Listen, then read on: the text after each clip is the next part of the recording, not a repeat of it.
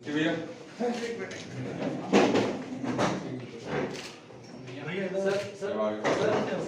आप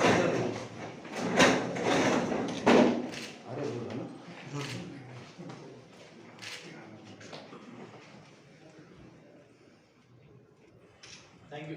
मेमोरेंडम देने का मौका। देखिए, मजलिस इत्तेहादुल मुस्लिमीन के हमारे नेशनल प्रेसिडेंट और इस लोकतंत्र को मजबूत करने वाला सबसे अहम चेहरा बैरिस्टर असदुद्दीन ओवैसी साहब के घर को कल कुछ हिंदू आतंकवादियों ने, उस देश के दुश्मनों ने निशाना बनाया। वो इस निशाना बनाने के ज़रिए पूरे देश को, ख़ासतौर से देश की माइनॉरिटी को ये मैसेज देना चाह रहे थे कि वो जब चाहे गुंडागर्दी पर उतर आएंगे। लेकिन उन नाजायज़ औलादों को ये नहीं मालूम कि इस देश की सबसे लोकतांत्रिक तरीके से सबसे मजबूत आवाज़ जो उठती है वो बैरिस्टर असदुद्दीन ओवैसी साहब की उठती है। और अगर उनके घर को निशाना बनाकर हमें मैसेज दिया जाएगा कि हमको कमज़ोर करने की कोशिश की जाएगी, तो ये उनकी गलत फहमी है।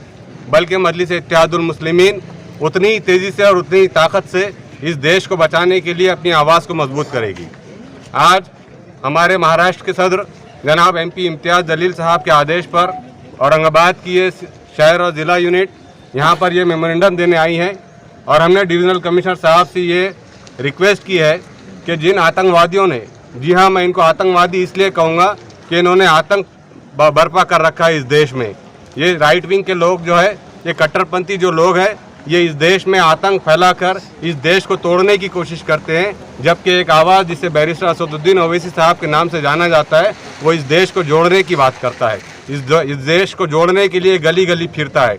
हम ये इस मौके पर मरकज़ी सरकार से यही दरख्वास्त करते हैं कि वो इस किस्म की कट्टरपंथी ताकतों पर और इस किस्म के गुंडों पर लगाम लगाए, बसूरत दिगर देश अंदर ही अंदर कमज़ोर होता जाएगा। क्या इस हमले का यूपी इलेक्शन से कोई ताल्लुक? देखिए, जैसे जैसे मजलिस इत्तेहादुल मुस्लिमीन हैदराबाद, तेलंगाना और महाराष्ट्र से निकलकर अब गुजरात, यूपी और दूसरे स्टेट्स में जा रही है, इन अंधभक्तों की नींदें ख़त्म हो गई है।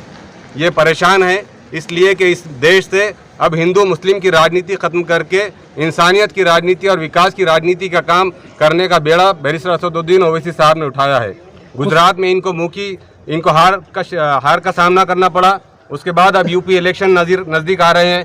ये इसी की एक कड़ी है कि ये हिंदुओं को मुसलमानों के खिलाफ और मुसलमानों को हिंदुओं के खिलाफ बहकाकर अपनी सियासी रोटियां सेकना चाहते हैं। ये उसी कोशिशों की एक कड़ी है। लेकिन मजलिस इत्तेहादुल मुस्लिमीन और उसके तमाम कार्यकर्ता, ना सिर्फ तमाम कार्यकर्ता बल्कि जितने पुरअमन शहरी है इस हिंदुस्तान के, वो इस किस्म की हरकतों को कतई बर्दाश्त नहीं करेंगे। बल्कि हम इस सेकुलर ढांचे को मजबूत करने के लिए हर मुमकिन कोशिश करते रहेंगे। ना सेकुलर विधान रखने वाला, मेंटालिटी रखने वाला कोई और शहरवासी, देशवासी इसको बर्दाश्त करेगा।